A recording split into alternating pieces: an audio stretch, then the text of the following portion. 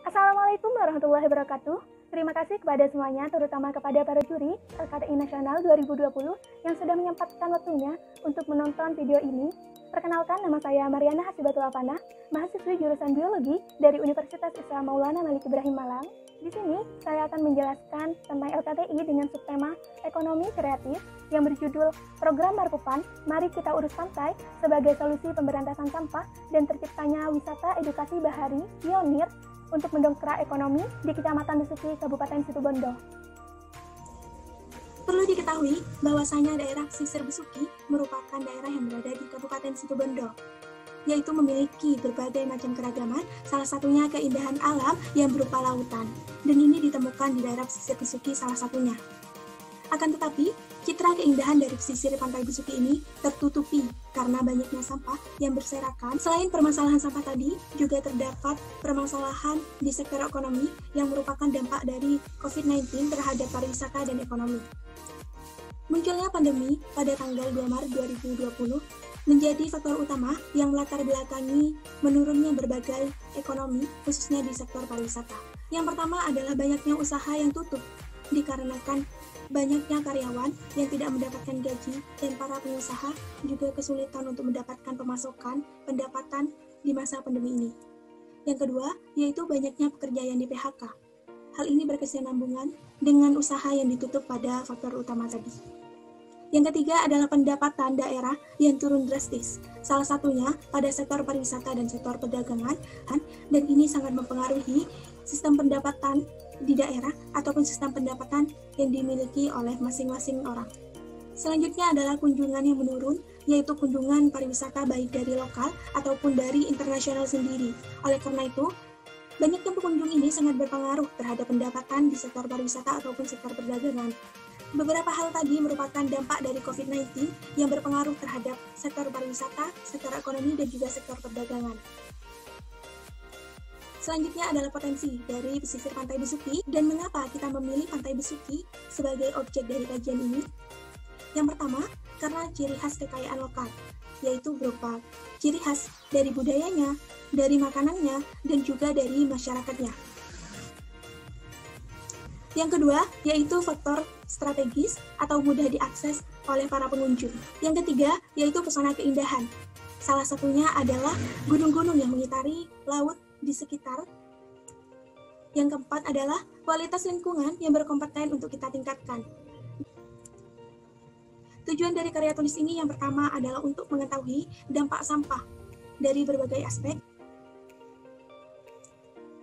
Yang kedua adalah subprogram Markupan atau kegiatan-kegiatan yang dinaungi oleh Markupan. Yang ketiga adalah pengaruh atau manfaat program Markupan, baik manfaat bagi lingkungan ataupun manfaat bagi ekonomi sekitar.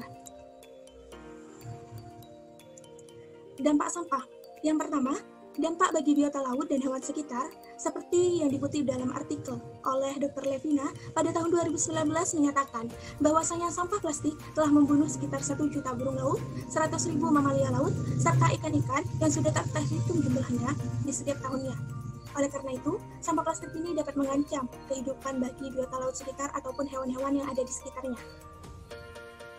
Yang kedua, dampak bagi kesuburan tanah, yaitu merusak media tanaman, tumbuhan yang berperan menahan abrasi. Contohnya pada tanaman bakau, yaitu tanaman yang dapat menahan abrasi, juga dapat menahan gelombang laut yang tinggi bahkan tsunami.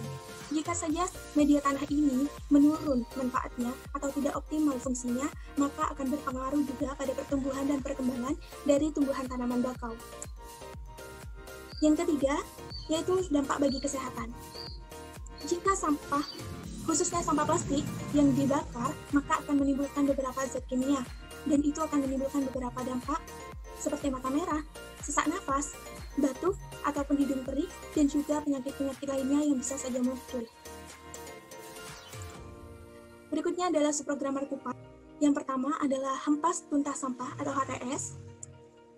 Yang kedua adalah wisata edukasi bahari. Selanjutnya adalah subprogram Markupan untuk subprogram Hempas Tuntas Sampah. Yang pertama adalah kita melakukan pembersihan sampah selama 2 kali seminggu yang nantinya akan dilaksanakan oleh panitia Markupan dan juga dari instansi pemerintah. Langkah selanjutnya adalah penyediaan lubang sampah yang nantinya kita akan bekerja sama tentunya bersama pemerintah ataupun investor lainnya yang akan menyumbangkan dananya untuk membangun lubang sampah. Ketiga adalah pembuangan sampah rutin oleh petugas kebersihan. Subprogram Markupan dalam subprogram Wisata Edukasi Bahari. Yang pertama ada lapak pengenalan biota laut, yaitu nantinya akan didampingi oleh pemandu atau guide.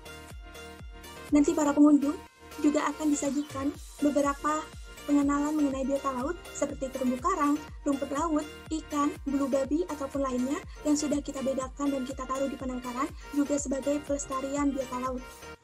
Selanjutnya, pengunjung lapak ini dibatasi hanya 15 orang.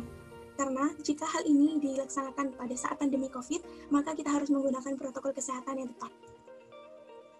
Yang kedua adalah lapak kerajinan tangan. Kerajinan tangan yang tersedia seperti miniatur perahu, kaca hias kerang, pendil dari kerang, dan juga lainnya. Nantinya para pengunjung bisa melihat berbagai proses pembuatan dari kerajinan tangan tersebut. Selanjutnya, para pengunjung bisa membeli produk jadi. Yang terakhir adalah lapak pengolahan makanan khas. Makanan-makanan khas yang berada di pesisir Besuki antara lain kotel ikan atau sejenis pempek, yaitu ada rujak telang, yaitu rujak yang berasal dari ikan. Selanjutnya ada kerupuk ikan. Nantinya para pengunjung juga akan disajikan bagaimana cara proses pengolahan dari berbagai macam khas makanan dari pesisir Besuki. Serta nantinya pengunjung bisa membeli produk jadi ataupun bisa membuatnya sendiri lalu membawanya pulang. Tentunya semua lapak di sini menggunakan protokol kesehatan yang sesuai dengan anjuran pemerintah jika program ini berjalan selama pandemi COVID-19. Selanjutnya adalah manfaat program Markupan, mari kita urus pantai. Yang pertama, memberantas sampah yang berserakan. Yang kedua, melestarikan lingkungan. Yang ketiga, meningkatkan ekonomi di sektor pariwisata dan perdagangan melalui usaha lapak masyarakat di wisata edukasi bahari tadi, yang nantinya pendapatan yang didapat oleh lapak tersebut akan tetap menjadi hak dari masyarakat yang memiliki usaha. Namun, untuk perawatannya tetap membayar kepada panitia Markupan. Yang terakhir adalah membuka lapangan kerja. Hal ini diharapkan dapat memberikan lapangan kerja bagi orang-orang yang membutuhkan pekerjaan, sehingga hal ini dapat menurunkan angka pengangguran yang berada di daerah sekitar. Selanjutnya adalah neraca perencanaan keuntungan wisata edukasi bahari, yaitu berawal dari modal. Sudah tertera di sana, terdapat modal desa, modal masyarakat, juga modal investor. Yang pertama adalah modal desa. Modal desa ini nantinya kita akan mengajukan proposal kepada pemerintah daerah yang nantinya jika disetujui, kami akan berdiskusi mengenai dana yang dibutuhkan atau dana awal yang dibutuhkan. Yang kedua adalah modal masyarakat, yaitu modal yang berasal dari masyarakat, khususnya masyarakat yang ingin menanamkan usaha pada saat wisata edukasi bahari ini terwujud. Yang ketiga adalah modal investor. Modal investor ini nantinya akan kita ambil dari berbagai macam sponsor yang akan kita usahakan agar dana untuk melakukan program Markupan ini menjadi lancar. Selanjutnya adalah neraca perencanaan keuntungan wisata edukasi bahari berupa detail perencanaan harga seperti yang tertera pada tabel berikut. Selanjutnya adalah neraca perencanaan keuntungan wisata edukasi bahari. Seperti yang terlihat pada tabel, yaitu terdapat pendapatan setahun berupa 295.048.000. Selanjutnya ada biaya-biaya yang berupa beban. Selanjutnya ada total keuntungan. Total keuntungan yang didapat 34.048.000, tentunya dengan perhitungan-perhitungan dari tabel-tabel sebelumnya yang sudah dijelaskan. Maka didapatkan persentase keuntungan yaitu dari 34.048.000 yang berarti 13,4% setiap tahunnya. Terima kasih banyak sudah menonton. Terima kasih banyak juga kepada para juri yang sudah bersedia meluangkan waktunya. Saya Marian Hasibatul Afanah, pamit undur diri. Terima kasih banyak. Assalamualaikum warahmatullahi wabarakatuh.